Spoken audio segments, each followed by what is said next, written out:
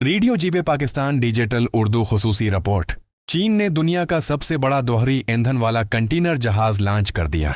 चीन के सूबा जियांगसू में दुनिया का सबसे बड़ा दोहरी ईंधन वाला कंटेनर जहाज रवां हफ्ते लॉन्च किया गया। 399.9 मीटर लंबे उस जहाज में 24,000 TEU यानी 20 फुट मसावी यूनिट, जो मयारी शिपिंग कंटेनर की पैमाइश है, की गुंजाइश मौजूद है।